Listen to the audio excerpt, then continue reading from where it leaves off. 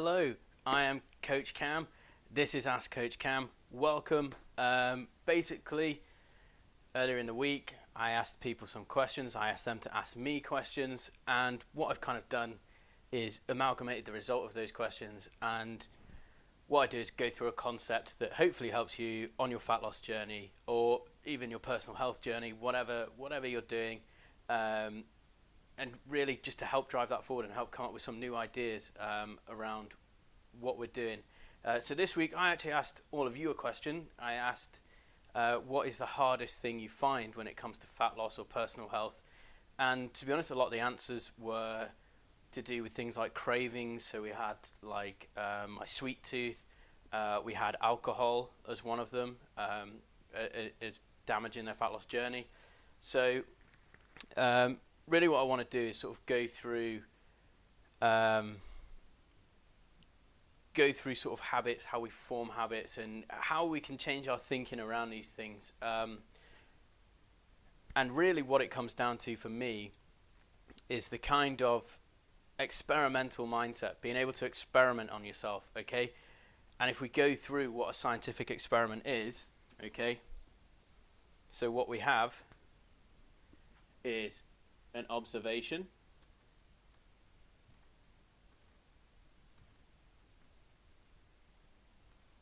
okay,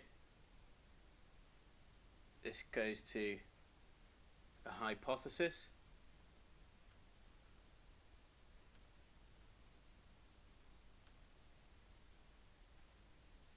this becomes a test, so we design a test to test our hypothesis.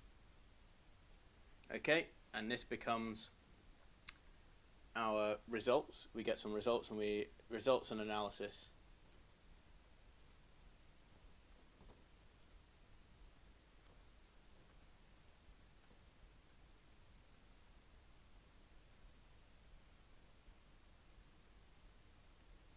Okay, and how is thinking in this way going to help us? Well, for a start, some of the observations people have made, so let's take sweet tooth as an example. That is an observation. I've got a sweet tooth.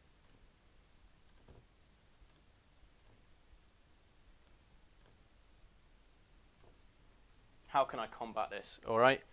Now, usually, so I'll write this in a different color. Usually what people do is their hypothesis is, I just won't eat any more sweet things. I'll just stop eating.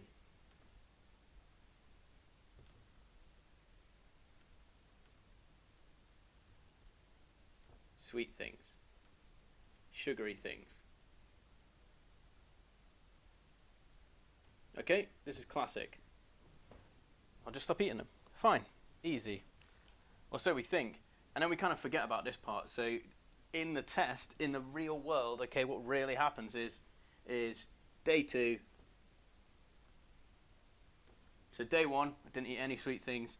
Day 2, I ate 4 Mars bars.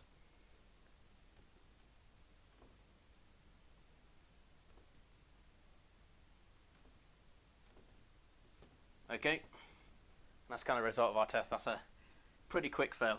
For you, it might not be day 2, it might be day 3, 4, it might be 2 weeks, okay? At some point, the dam breaks, and we go kind of a bit mental, okay? And we eat 4 Mars bars, or whatever it is. We eat a whole entire cake. I've been there, I've done that, okay? I'm sure some of you have as well. We get to this point in the test, and then we don't do any results and analysis. We go straight to observing that on day 2 we ate 4 Mars bars. And what we might do in our observation phase is then start losing negative talk, like, I'm such a fat slob, I can't resist my cravings, I can't do this, I can't do that.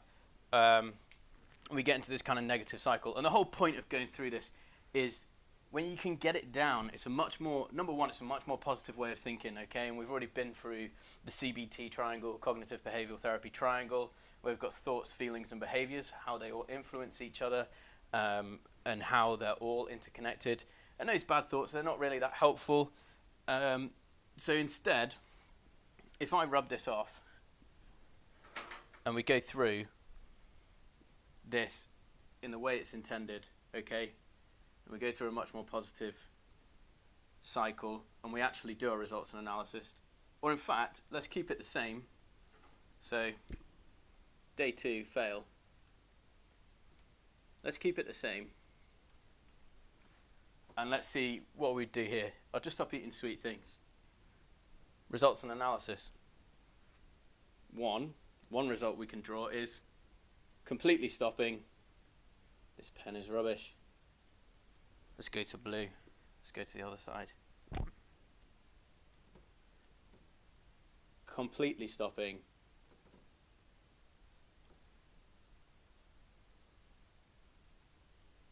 Didn't work.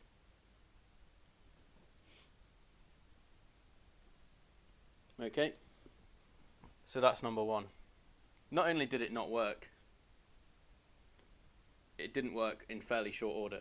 So the time it took for the test to fail was, and the test really here is, can I completely cut out sweet things? Okay, and maybe that's a bad test to do. So we'll come on to that in a little bit, and that more comes with our hypothesis. Okay, so stopping completely didn't work. Short time scale.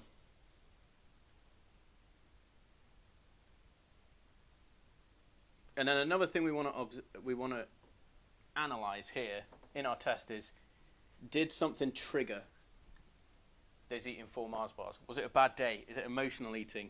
So, you know, what was the trigger?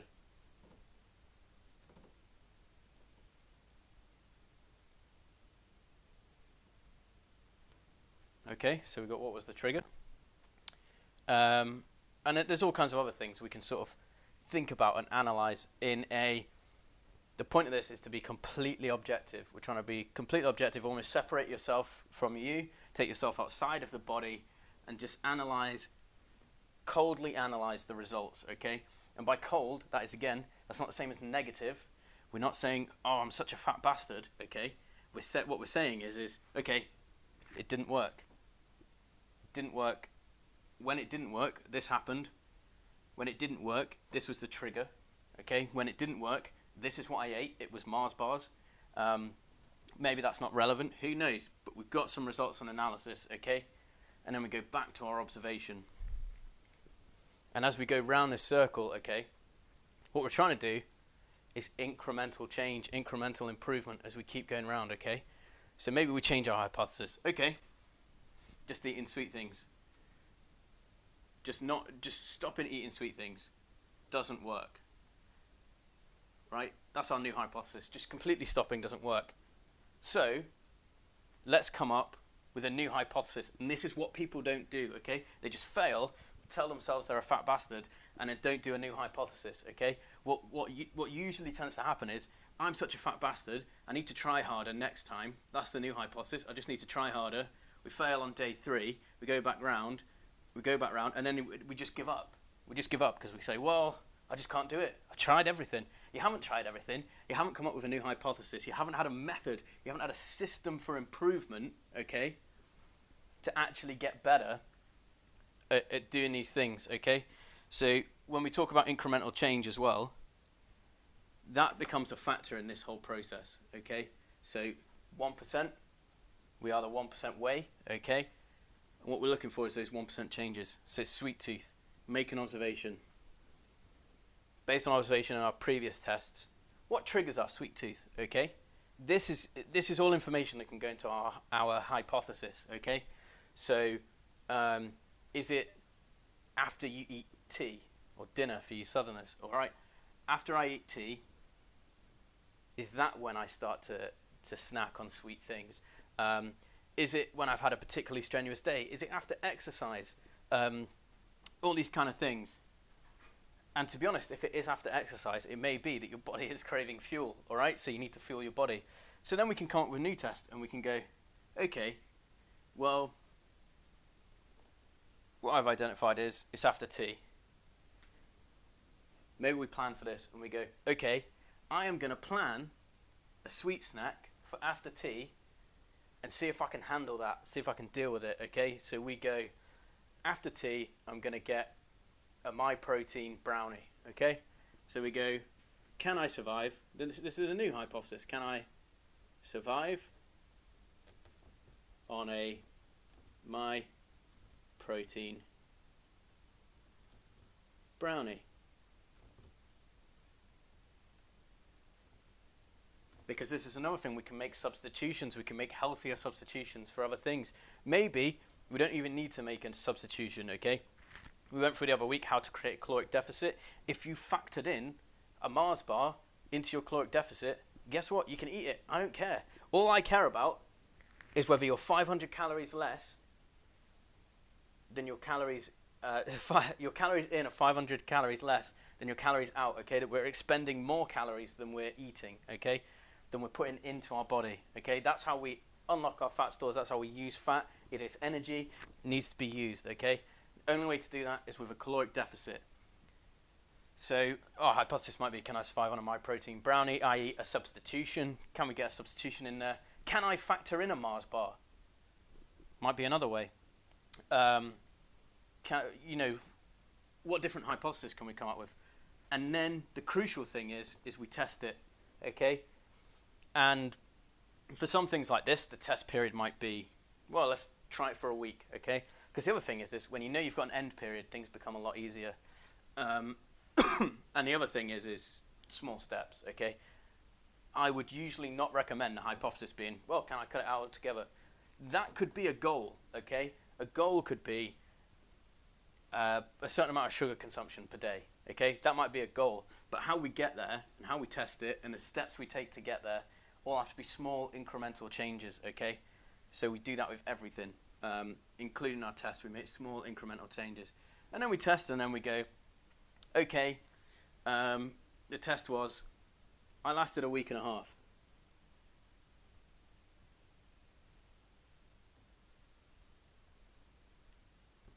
I lasted a week and a half. Well, then when we get to our results and our analysis, short times, great. That worked a lot better, okay? This substitution worked. This helped us cut our sugar consumption. This helped us get in a sweet treat after tea, or whatever the trigger is, okay? And so this is an improvement, and this is how we become more positive thinkers about ourselves, by experimenting on ourselves, okay? You can already see this process is starting to take a much more positive look, okay? And the test could be, after day 2, I still failed. Day 2, still failed. Okay? Bummer. But not really, because we do our results or analysis, and then we do a new test. And this is growth versus fixed mindset. Okay, fixed mindset is, I can't do it. I just can't do it. Growth mindset is, I can do it, I just haven't found the way yet, okay? So if we keep failing tests, it's like, well, that's not the way, and then we get to a result finally where we can even if we see a small improvement, we go, okay, we're moving in the right direction. And that's what this process creates, this experimental process on ourselves. It does come from science. Some of you might find it boring. I don't really care. Fuck you. This is how I operate in all areas of my life, okay? This is how I operate my business, account and observation. Some might call it, say if you're talking agile theory, some might call it an assumption, okay? In business, you make an assumption of what people want and design a product around that. You come up with an assumption. You turn that assumption into a hypothesis. You then test it in the marketplace, okay? We live in a capitalist society where it's wonderful, and you test it in the marketplace, and if people want it, great. If people don't, well, then we come back to our results or analysis and we make a new assumption, okay? This works for so many things, okay? So we can kind of see there how it works with sweet tooth. Just for one of a few of the other people who had the same one, okay? So a few people had sweet tooth, a few people had puddings and things like that. So just to close that off, things like just places to start with sweet tooth is going to be, can I make substitutions?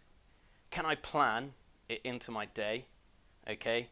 Can I plan it into my day and make it slightly smaller? Okay. Can I have a smaller slice of cake?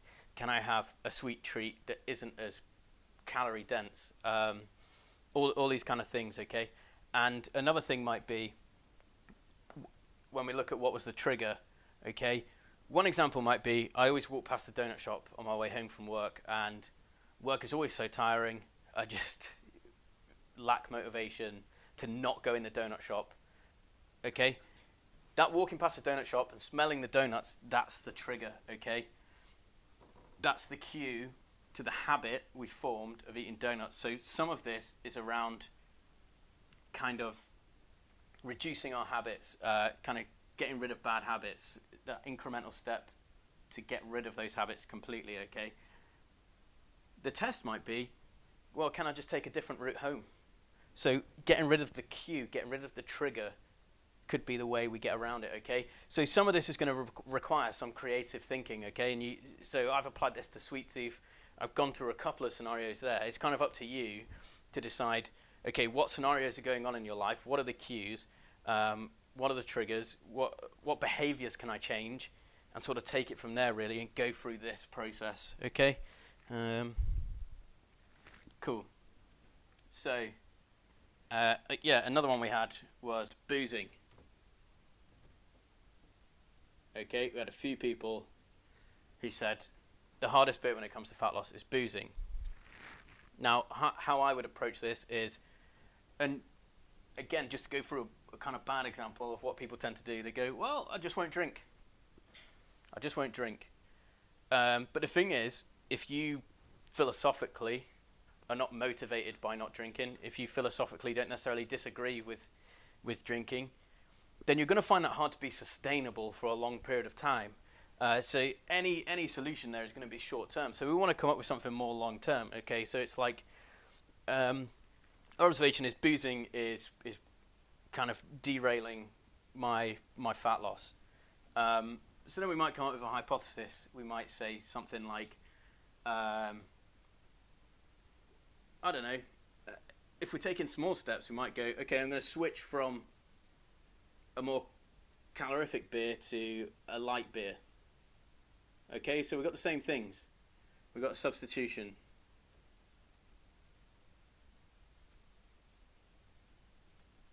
Okay, then we test. How does that work out? Did you end up drinking more light beer and more calories? Okay, and sometimes in our observation, we can skip the hypothesis step and just observe our own behavior. Okay, so we can say, okay, boozing's derailing. I'm just going to observe and see what happens when I go out boozing. How many pints do I drink? What do I drink? When do I drink? What's the trigger? And the other thing with boozing is what was the trigger? Okay, it can be different scenarios, so we might have to do this process for a few different scenarios. So, you know, what kind of drinking are you doing? Are you going out on a Saturday night? Is it you always end up in the pub after work with friends? Okay, and so we might come up with different solutions. If you're, I kind of recommend a cheat day. Not only is it beneficial for kind of this is not super scientific, okay, but for speed, kind of recessing calories, having that spike in calorific intake helps slow down metabolic adaptation. What we also might get is, so cheat days, slowing down metabolic adaptation, and psychologically, it's just useful to have a day where we can say, again, if you can see the horizon, if you can see the end, and if that end is the end of the week, it's much easier conceptually for us as human beings. If there's no end date, okay, if there's no day that we can do things, so you look at that Mars bar in a shop and you're like, damn, I really want that Mars bar. If there's no end date, you've got nothing to tell yourself to stop yourself from eating it. Whereas if you say, damn, I really want that Mars bar, you can tell yourself, well, that's going on my cheat day list. I'm going to have that Mars bar on cheat day, okay? So it's helpful for us psychologically, so that at least 6 days out of the week, we can stick to a caloric deficit and have a cheat day. And it's good for many other reasons, but we're not really here today to talk about cheat days.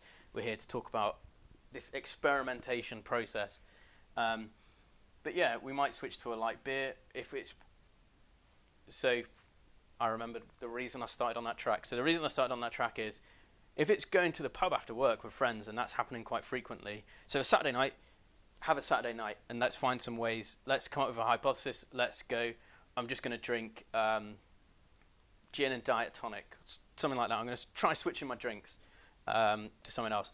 Or we might try every other drink, I'm going to have a soft drink, something like that. And then we can test, but we can't test unless we have the original observation. We can't test unless we have, well, how many calories did you consume on just a normal night out? So the first part might be, okay, actually just measuring what you drink on a normal night out, okay? But yeah, having a Saturday night, that's once a week. That's your cheat day. Boom, done. Only thing with boozing is the next day, the morning after. So we might need to, we go, okay, not only do I drink the booze, I also eat, a massive full English with all the greasy trimmings the morning after. How can I stop myself from doing that, okay? And we might start to go down that path. The other side of things is if we're drinking frequently, if we're drinking more frequently than once a week, things like that, then it does start to come in, okay, if you can factor that beer in, if you can factor that in, great. However, that's going to have a nutritional penalty. If you've got only so many calories you can eat in a day, and beer is, a pint of beer is good 300 calories, that's majority of lunch, That's a lot of calories that you're now not going to get to eat in other meals if you're prioritizing the beer, okay? So there may be cases where we want to cut it out. So it's like, okay, test. I'm going to order a soft drink when I go to the bar with my friends. I'm just going to do it once. Just one time, do I have the strength to order a soft drink? And just test it and see what happens. I've done this before in the past, and now I'm quite comfortable ordering soft drinks. Sometimes, again, it's that kind of conceptual part that's so difficult in humanity. We've almost, because we've never asked the question before, because we've always gone to the pub and never ordered a soft drink, okay, or never done it with that particular friend group, and never done it. Once we've done it once, it then actually becomes a lot easier because we can visualize what happened last time, and last time wasn't a complete abject failure, okay? So sometimes that test can be, okay, can I do it once? Good. Okay, now this time my first 2 drinks are going to be a soft drink. And we can go around this process and test, see what works. If it doesn't work, cool, back to the drawing board. And really that's what it's all about. Become an experiment. Become an experiment on yourself. And not only is this good for the nuts and bolts, the physical things that you're trying to solve, okay, like boozing, or having a sweet tooth and snacking on sweet things, okay? Not only is it good for kind of solving those issues, what it's also good for, as I've already mentioned, is positive thinking, okay? When we're working towards a solution, when we're working towards growth, when we're working towards being a better person, okay? Standing still is not growth. It's a fixed mindset. And to be honest, I'm kind of hardline on this. If you're not working towards growth, you're standing still, you're actually regressing. You're moving backwards. Okay, we always continually need to be working towards some kind of growth. That's my beliefs. You may disagree with that. Whatever, I don't really care. But going through this process helps us grow, become better people, and it helps stop those negative thoughts. If we can become scientists about ourselves, about our own body, and become analytic about what we're doing instead of judgmental, okay? That all those negative thoughts, they're all judgmental thoughts. They're all, I'm such a fat bastard, whatever. I've been there. I was a fat bastard, okay? It's not helpful to think in that way. This is a much better way to think. This is a much more positive way to think. We've got a process. We've got a cycle. When you've got a process, a fixed process that you can go through, and if you get a negative result, you get a negative test, okay? It's not the end of the world. This just means, okay, didn't work. Let's move on. Let's keep going through the process, okay? And that's really what I want to get forward to you guys. This is one way of doing it. You might have your own process. Developing a process might be part of, part of your journey is developing a way to think positively and having a system for going forward, okay? Whatever it is, having this in place helps us be more positive, think more positively, and have a growth mindset, okay? So that's everything I've got today. I hope that helps you, particularly those who answered my question. What do you find most difficult? There were some other answers out there. of what people find most difficult. Most of them seem to be centered around food and snacking and all this kind of stuff. So hopefully I hope this provides a way forward for you. Let me know what you think. Let me know how it goes for you. Let me know the results of your test. Feel free to ask me any questions anytime. Okay, my DMs are always open. And that's it for today. You can submit questions for next week on www.the1percentway.com. You can contact me on social media, whatever it is. Make sure you follow and subscribe. Hit that notification bell, all that good stuff so that you get notified when I go live. And for now, I'll see you next week. Goodbye.